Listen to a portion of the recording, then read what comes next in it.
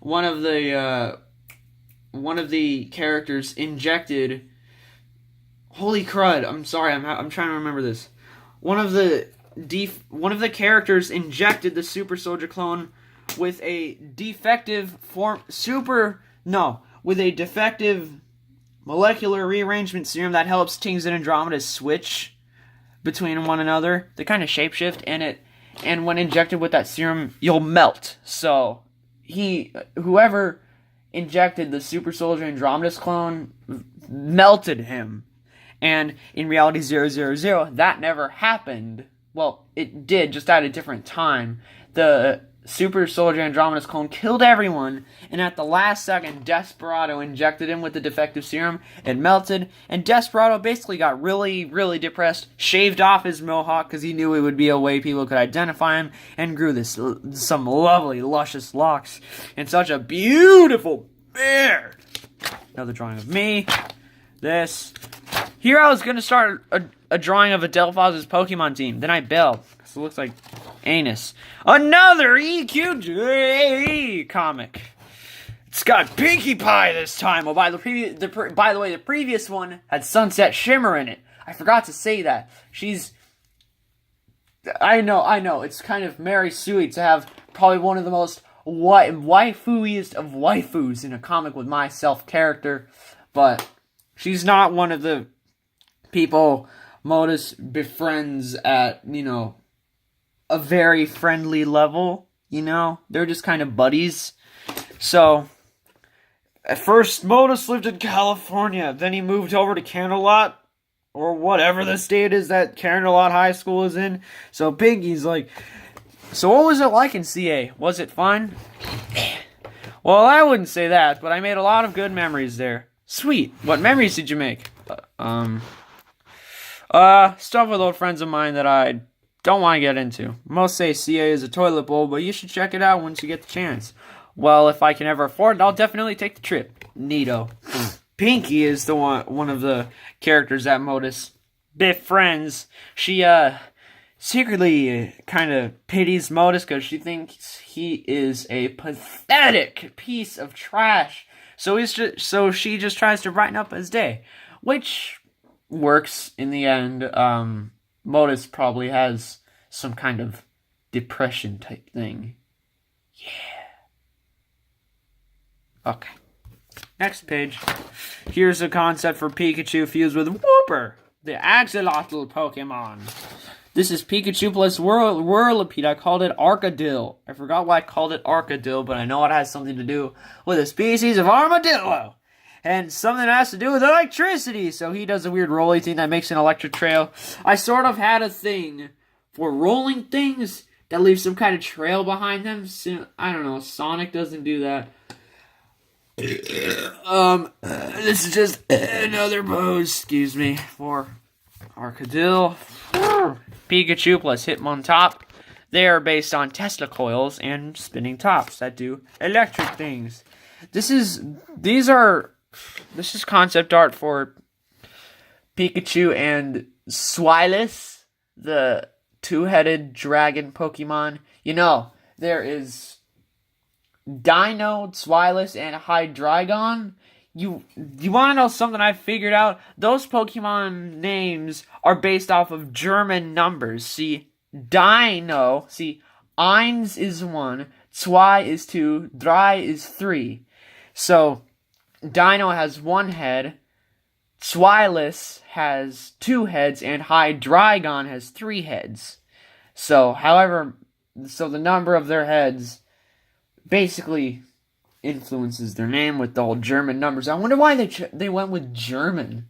I think that's awesome because I am taking German in school right now over at high school, and I just thought that was a pretty neat coincidence because I'm getting into the German language. I can say "suck a penis" in German, except it's the D word. This is concept art for concept art for RepairBot F168, number 168. He probably has some sort of nickname. Tools attached here. This is what would be kind of like a hand. See, usually they look like nubs, but you gotta attach a tool to it. He's It's like a multi-tool, except you still have to attach the tools to it. So that's how he can repair basically anything. But Welding Bot, he takes care of the welding. This is Modus Charity's casual outfit. There is his logo. Yeah, it's on his casual outfit, which is probably, like, let's say it's a comic, that would be present there. Just because in EQG, all of the ponies' logos are present on the human outfits somewhere, some way, somehow. I don't need to get into this. Oh, these beautiful boys! So these are what I call doodle monsters.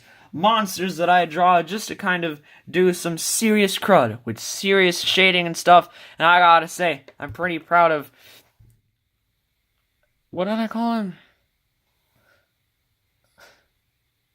I can't remember what I called him. Hap Tap? I think I called him Hap Tap. This is... Eldritch and Hap Tap. I'm pretty sure it's probably not Hap Tap.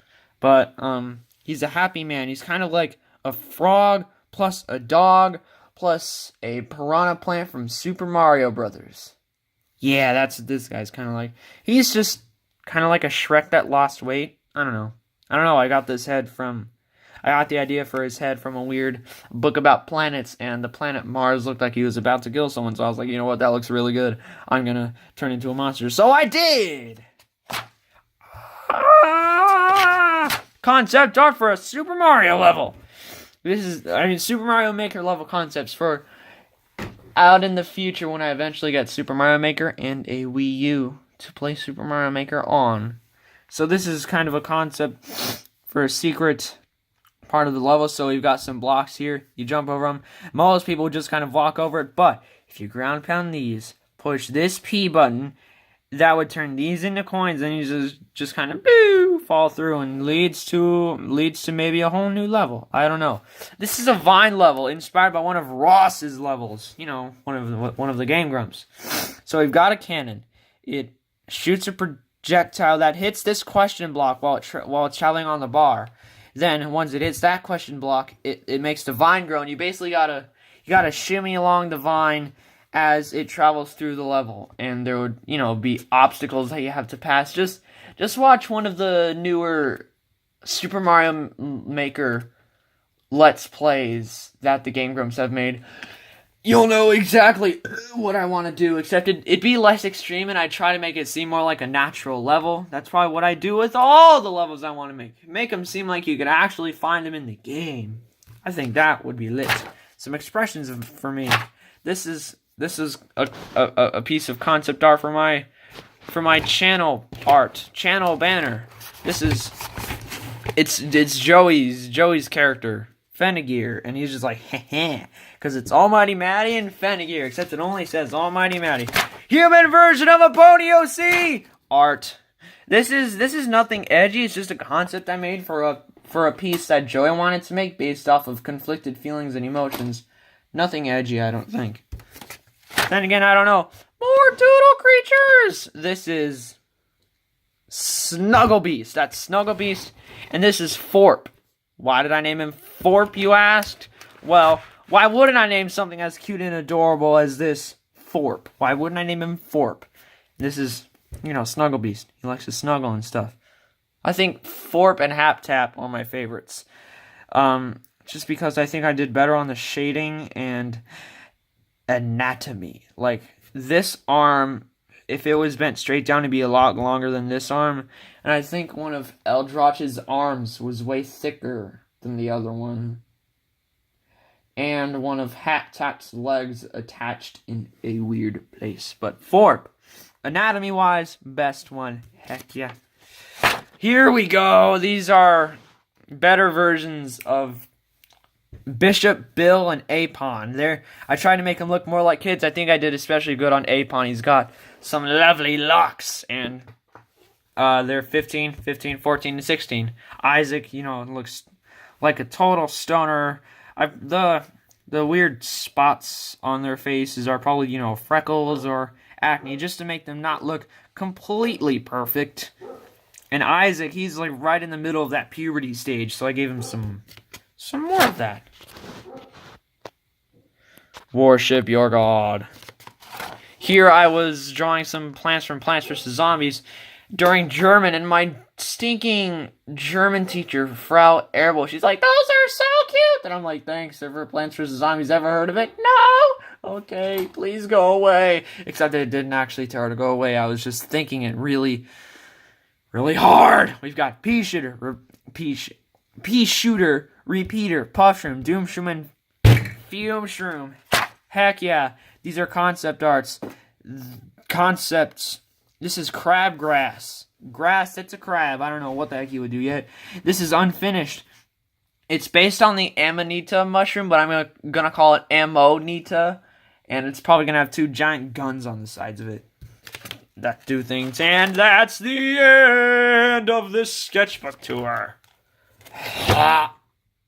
So, wait, hang on, let me... Oh, I want to end this on a cooler page. See, I was going to take a picture of this, but then I realized I couldn't record and do the picture at the same time unless I did this all over again in a screen recorder, so I always just kind of filmed this with a shaky camera. So, thanks for watching this sketchbook tour. I hope you liked what you saw. If you guys want to see maybe a mock review of my Bionicle mocks, I guess I'd be happy to show it. I know there's one person out there who wants to see a mock review. You know who you are. And if all the rest of you dudes out there want to see it, I'll make it. But for now, I think I'll just keep playing Plants vs. Zombies and working on the thumbnail for my Avengers Infinity War review, so stay tuned for that. Oh boy, I loved Avengers Infinity War. I don't know why people like Black Panther more. I don't think I said this in my review. I'll probably just do a spoiler discussion. Like a spoiler-filled discussion. So if you haven't seen Infinity War, don't watch that upcoming spoiler discussion. So, thanks for watching this sketchbook tour. Bye, y'all. Bye, y'all. Ugh, God.